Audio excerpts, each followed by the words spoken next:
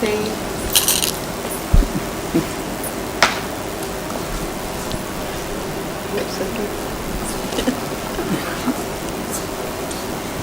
So today we finished the Ashtapadi? Yes, yes. So we've done Nivruta Nikunja and we have done Prathama Samagama in the last class. If you have any doubts or questions, you ask me, and I would like to see you do the entire item after Today? that. Yes, today. You promised you'd practice and do it today, so yeah. Okay, I'll try.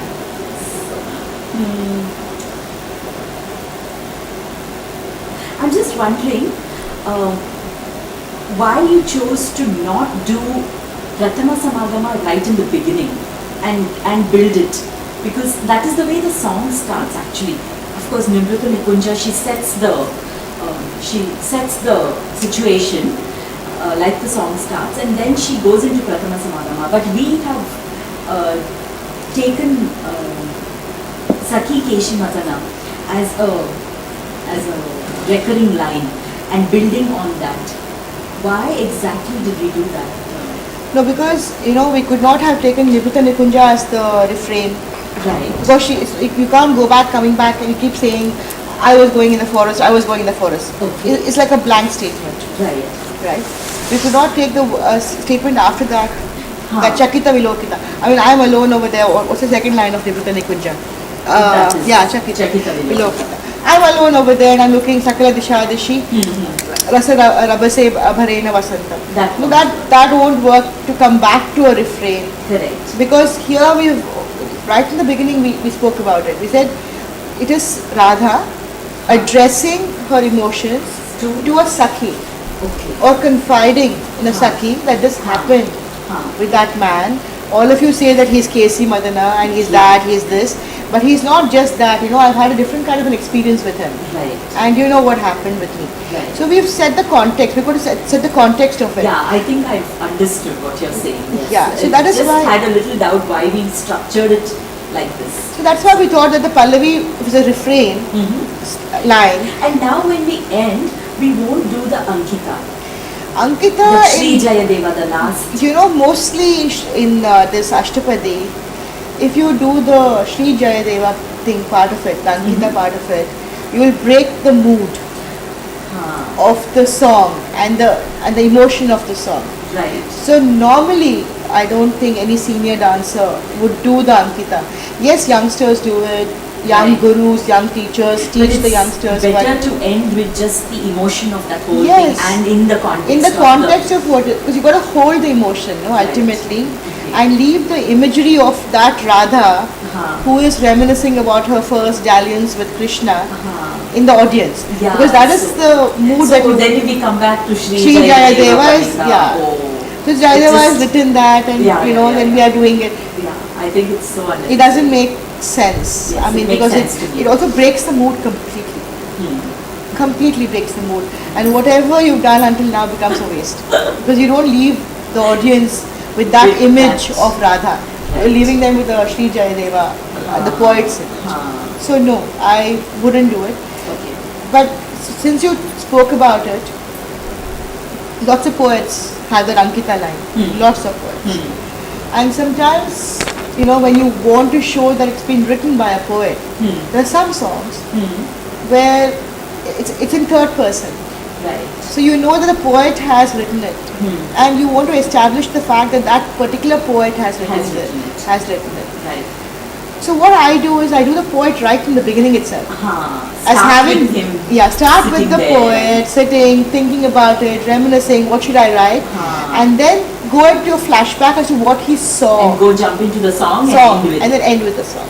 Right. Not come back to the poet. Right. That's another way that you can treat. Even if you want to do Sakhiye, but Sri Jayadeva, if you start for Sakhiye, I don't think it makes sense. True. Because it'll break the mood. It doesn't even start the mood. I mean, it doesn't even give fillip to the mood. Correct. A song like Jagadodarana, everything is in third person. Correct. It's a poet saying that the mother played with Krishna.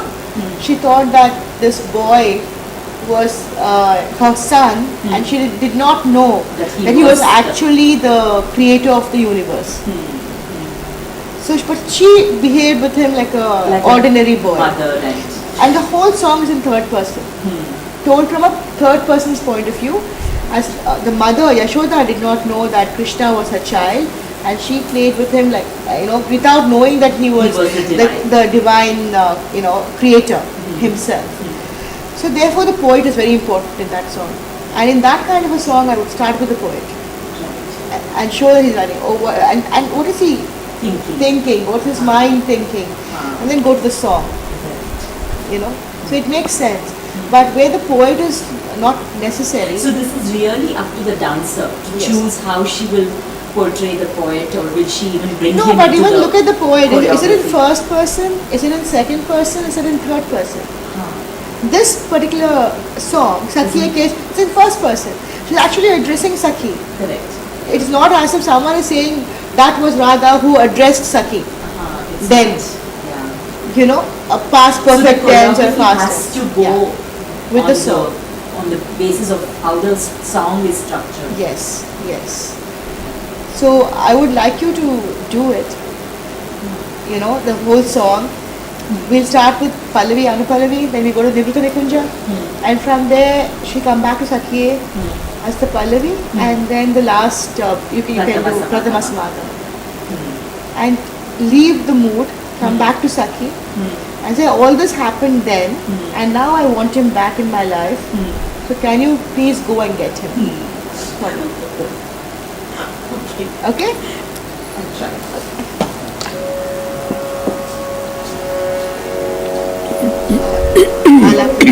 आलापने हाथे. इले कैसा? हाँ, because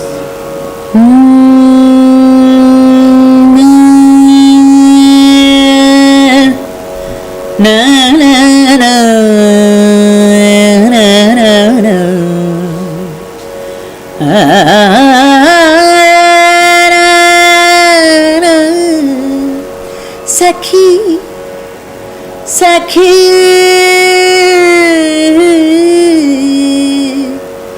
सखी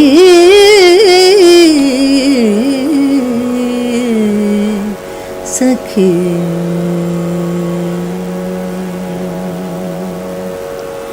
सखिये केशि मदन मुदारं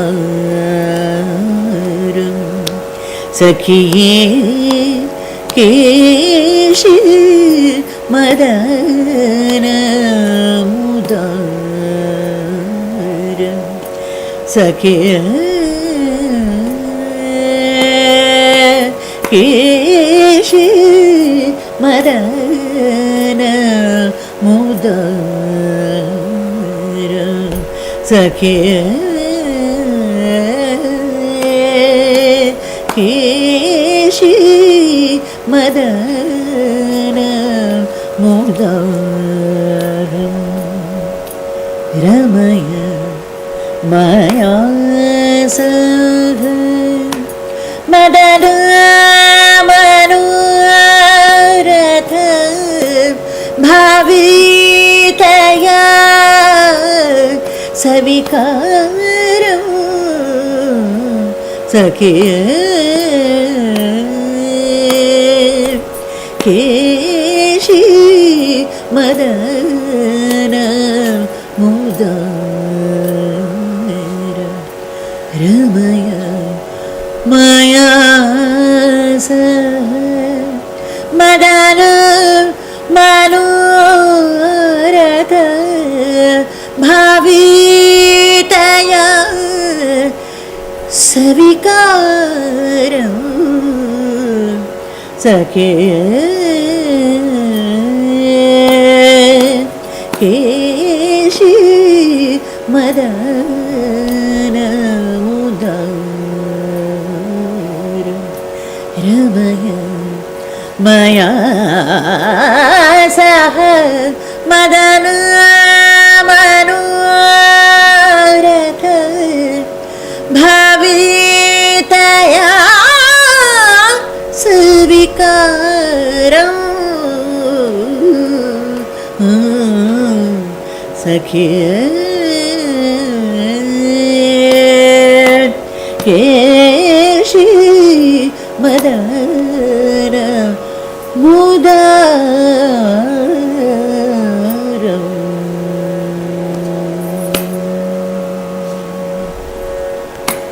निभृत निकुञ्ज ग्रहं गतया निशीरहसि निलय वसुत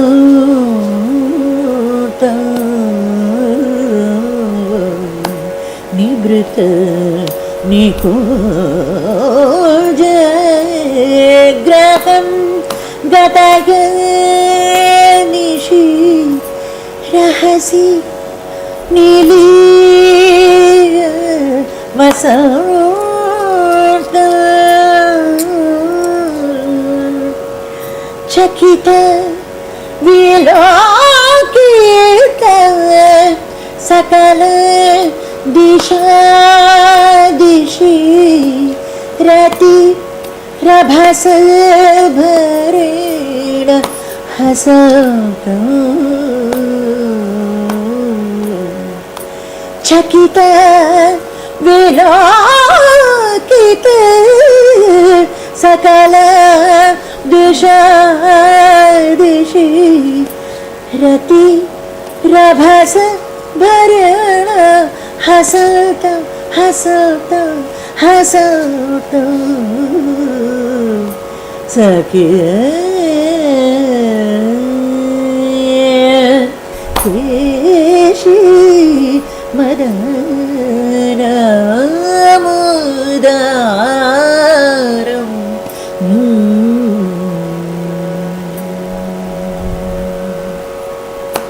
प्रथम समागम लज्जितया प्रथम समागम लज्जितया लज्जितया लज्जितया लज्जितया प्रथम समागम लज्जितया पटु चाटु शतैरनुकूलं मृदु मधुरास्मित भाषितया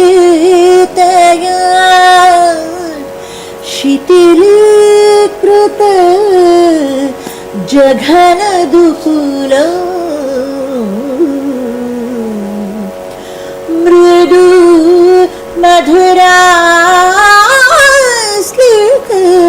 भाषितया शिथिलीकृत जघनदुकूलं दुकूलं दुकूलं सखे केशी मदनमुदारं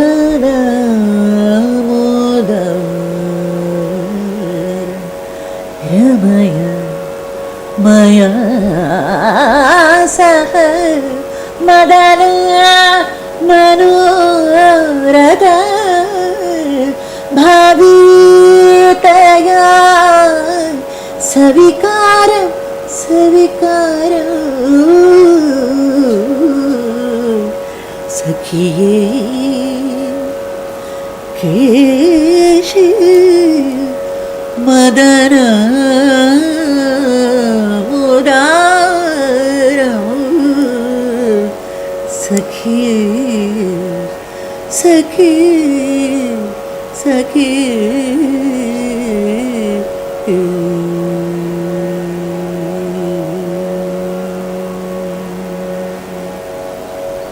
Very good. Very good. You got the whole song. You were able to catch the right mood and sustain it. You worked really well. Really well. I think I have to kind of forget myself more. Forget yourself completely, not more. More than what I did today. Completely. Yes. Because first thing about Abhinaya is you got to be unself-conscious. Absolutely. Yeah, because I think today I was still preempting the song. So I think maybe I should just completely lose that. If you hear the song many times Right. and you absorb the So, meaning, I then think that's what they say. You need to practice it, but yet not practice. practice it. Yes. Right? Yeah. So So that the whole rasa of the song is in you. yes, the So you're flow- able to just bring out Correct. when you hear the the words. Yes. But you did a very good job. I mean, for whatever Thank you you. had, limited time that you had to practice. Doing this Ashtapadi, sometimes I feel this was written in the 12th century and today we are in the 21st century. There is a link because emotions don't change, love doesn't change, but yet we are not the same as women as maybe somebody in that era would have been. How do you think there is a relevance and how do we actually connect this kind of a content, a context to an audience today?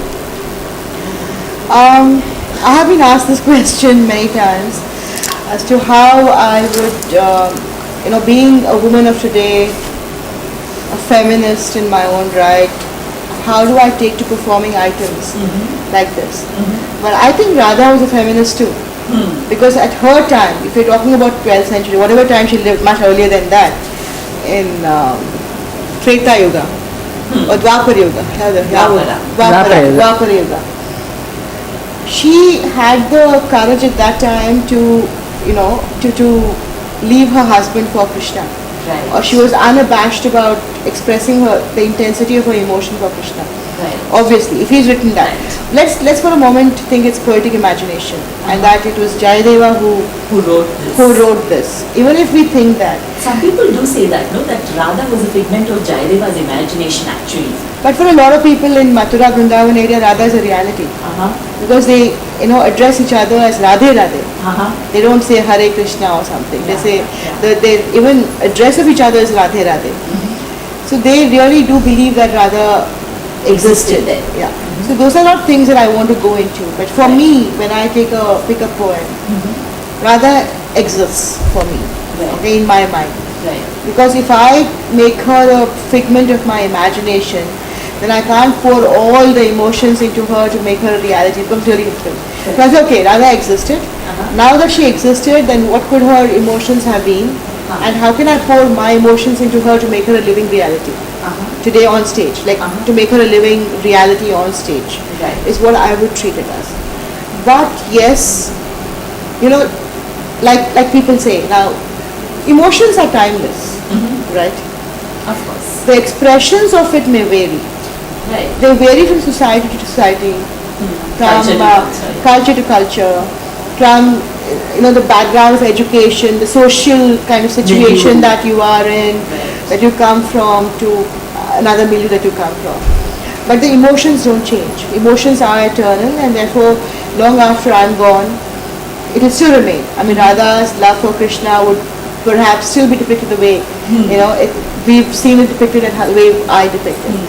But I do think that every dancer or every teacher brings a little individuality into that item while teaching, while performing, and that to me is that creative individuality Freedom. or freedom or whatever you want to call it, which is the bass note of Bharatanatyam, but the unnoticed bass note of Bharatanatyam, because people don't actually notice it.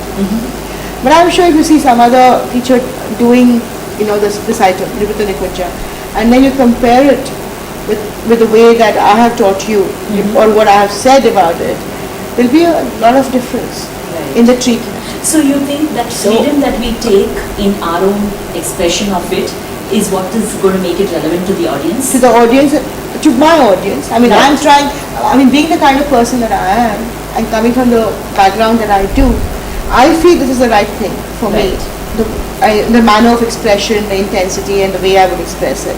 I'm sure somebody, I mean, if my teacher, my guru, Kalanidhi Narayanan had done it, I'm sure she would have done it differently. A little differently perhaps, not a lot, but she would have done it differently. And maybe her guru would have done it totally That's differently. So there is a change. Yes. There is a change. And that's why I think it's a dynamic, evolving form. Yes, and it's not just a change, it's not just a generational change. There's also a change between people, dancers and dancers and dancers. I mean, my own contemporaries, I'm sure, would treat this item differently, depending on the contextualization of the item and the situation that they are in, in their psychological or artistic or creative, mind space or moment that they are in. So I don't say that this is right or that is wrong.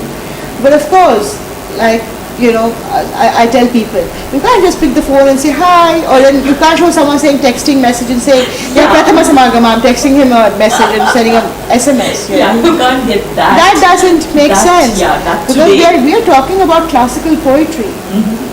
Don't forget, we're not talking about something else. Right. We're talking about a period, we're talking about classical poetry, we're talking about mythological characters who existed in a certain time. So do you think the very fact that we are doing it today is already making it that much relevant?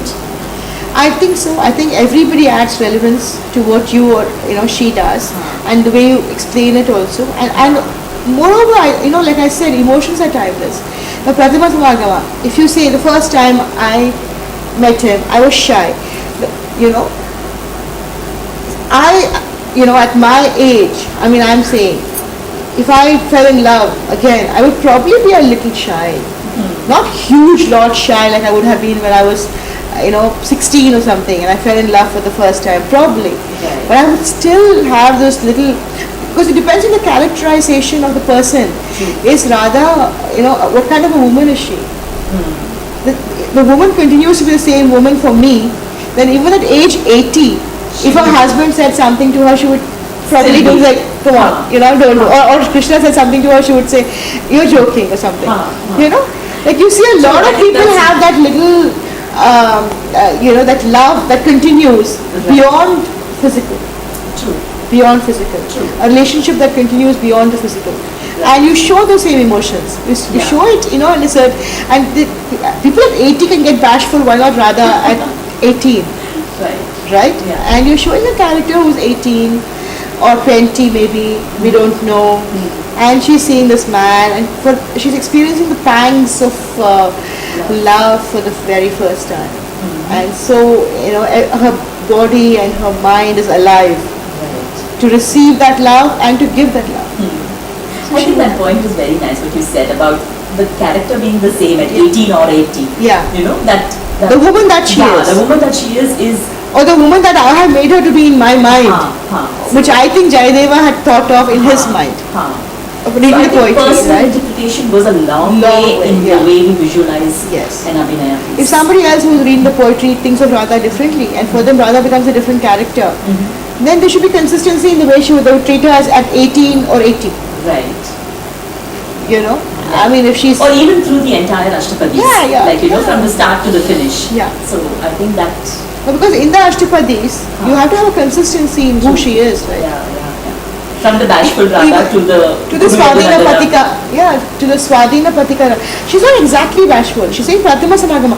The very fact that she's able to narrate this to a Sakhi and saying, yes, I felt Lajjitaya, I did feel a little shy, but without stopping for a split second, he started talking about so many things. I was so engrossed in his talk and I said, really? Oh, okay. I didn't even realize that he was opening my garments and he was removing my garments. And before I knew, I was, I had succumbed to his charm and our relationship had begun. So she's trying to say that. And that moment would remain the same. Whether now or I think in the 22nd century or 23rd century, it would remain the same because it is that moment that we're trying to recapture. We're not trying to say what we are going through at our age. Right, yeah. We're looking at the characterization of Radha and what she could have gone through at that moment. Yes. So if you develop her character and come to Kuru Yadunandana, for instance, she's a Swadhina Patika in Kuru Yadunandana. She's not bashful or anything.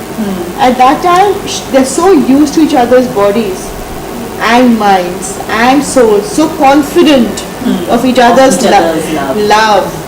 and so comfortable in each Right. other's with each other's, physical and metaphysical being, Right. that they are able to merge into one Right. and play around.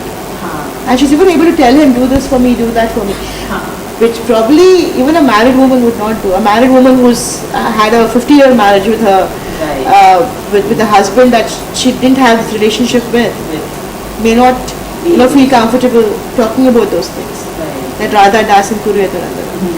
So that's Radha, it's her character, and I don't think there's, like I said, you have to, and she matures in this love also, in the So poetry. to take it along there. Yeah. To take it to the height of Kuruyatanandana. I Step and do step. believe now when I listen to all this that you're saying, the Ashtapadi is probably really the ultimate piece of Pinnacle of erotic, love play absolutely. between a man and a woman. And to be penned in poetry. To be penned in this manner in poetry. In fact, it was banned in the Really? 17th It century. was banned? Yes, by somebody in Bombay. Oh my God. Rasa Gangadhara or some book he wrote, and he banned it. And of course, British India didn't like it. I mean, they tried to ban it too because they didn't want erotic poetry or dance or music. Right. The Victorian, education Yeah. or era would not allow this kind of eroticism Right. in literature or poetry or sculpture or dance or anyway. So they did ban it. But I think it kind of came back as a cultural renaissance because they saw the beauty of the poetry. And this kind of poetry is unparalleled in the world. And those who can understand Sanskrit and read Sanskrit would vouch for the fact that it's among the best of the best. Anywhere in the it's world. like, Yeah. it's a cherished piece of Cherished. choreography in any repertoire. Yeah, it is. And I think across forms, Yeah. not just a Bharatanatyam, That's for a Bharatanatyam dancer, but a dancer of any classical form Right. should learn this. If not for performance, at least for education, Right. to know how to deal with emotion Right. and contextualize that emotion. Thank you so much. Thank you.